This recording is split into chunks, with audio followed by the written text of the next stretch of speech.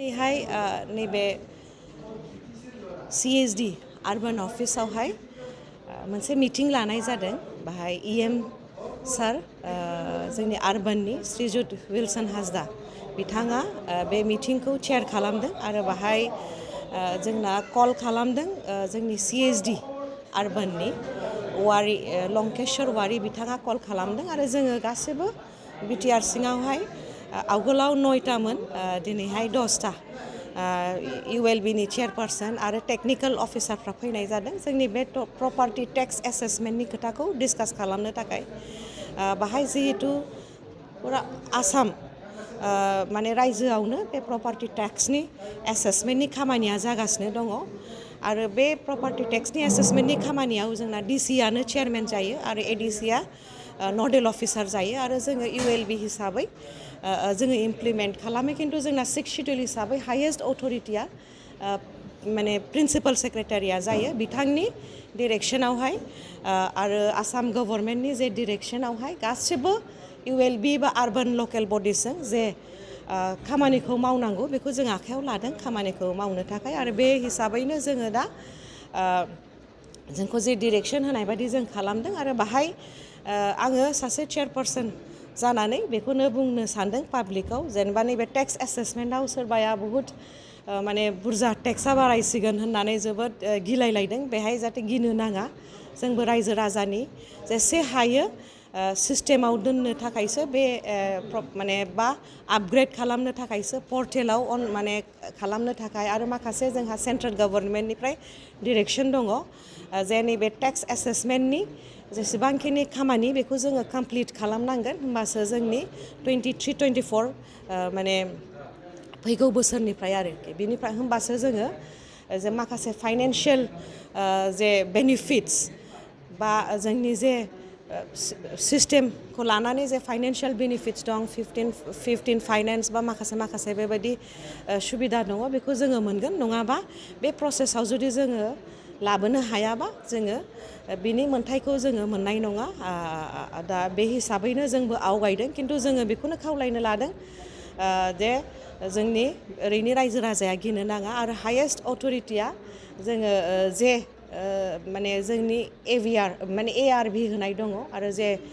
सरकारनि जे सिस्टेम जे भेलुएशनजों जे बानायनाय जादों बेखौ लयेस्ट रेटआवनो लाफिननाय जागोन जों क्लेम्स एन्ड अबजेक्शन्सखौ 20 तारिखसिम होनाय जादों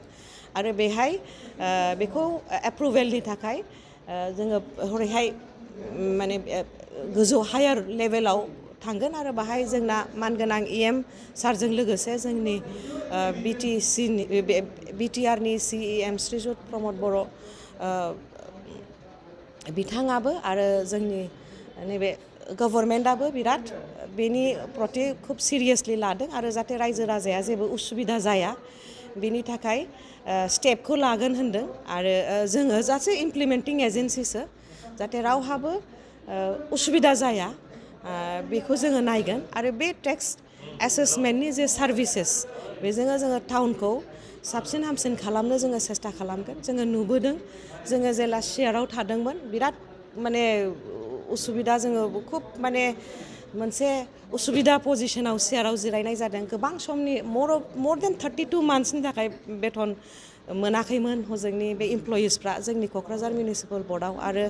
इलेक्ट्रिसिटि बिलाबो एराउन्ड 1 crore लायाबिलिटिसखौ जोङो मोनबोदों खिन्थु बिराद सेस्था खालामनानै जोङो बेखौ लासै लासै गाहायाव लाबोगासिनो दङ जोङो 50%निफ्राय जोङो गाहायाव लाबोबाय आरो जाहाथे नैबेफोर खौ जुदि जोङो आपग्रेड खालामो पाब्लिक ग्रिभेन्सेसफ्राबो जोङो मोजाङै माने खोनासंनो हागोन आरो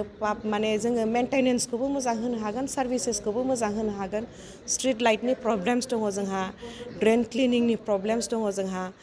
बा दाखोर दाला गारनायनि प्रब्लेम दङ जोंहा बेफोर सार्भिसेसखौ जोङो मोजां होनो हागोन खिन्थु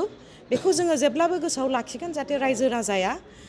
बे टेक्स होनायाव खस्थ' मोना बेखौ जोङो जेब्लाबो गोसोआव लाखिगोन आरो लयेस्ट जे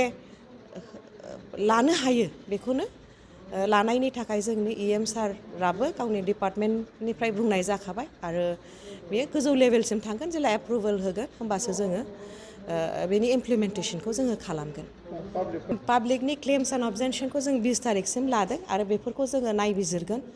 बे क्लेम्स एन्ड अबजेक्सनखौ लानानै आरो बे पाब्लिकआ जाहाथे खस्थ' मोना बिनि खामानिखौनो जोङो मावगोन बेहा जोंहा माखासे भेलुएसन दङ जेनेबा जोंना आसामनिफ्राय स्टेटआ ARVआ 7.5 होनाय दंखायो खिन्थु जोङो माखासेयावहाय जोङो जेनेबा हाउस टेक्स लाइट टेक्स जे माखासे टेक्स दङ जोङो बाहाय कमप्रमाइस खालामनो हायो बेखौ जोङो हानायखिनिखौ जोङो कमप्रमाइस खालामगोन आरो पाब्लिकनि सार्भिसेसखौ जोङो साबसिन होनो सेस्था खालामगोन आरो दा टाउननि माबायाबो एरियानि टाउनाबो गोबां ओरै दङ दा KMBआव गोलैयाखै खिन्थु बिसोरो टाउननि सार्भिसेसखौ मोनगासिनो दङ जेनेबा नैबे फुरा JD र'डनि सेक्रेटारियेटसिम जोङो स्ट्रिट लाइटनि बिलखौ होनाङो खिन्थु बिनि मानसिफ्रा दिनैहाय टाउनाव गोलैयैनि थाखाय बिसोर ट्रेड लाइसेन्सबो होनाङा आरो माखासे गोबां टेक्सखौबो बिसोर माने बिस्रा माने बे फेसिलिटिखौ मोनगासिनो दङ दा बेखौ जोङो थाबैनो जाहाथे माने KMBनि सिङाव लाबोनानै माने मोनसे सिस्टेमाव लाबोनो हायो मोनसे मेकानिजमाव लाबोनो हायो बिनि खामानिया जागासिनो दङ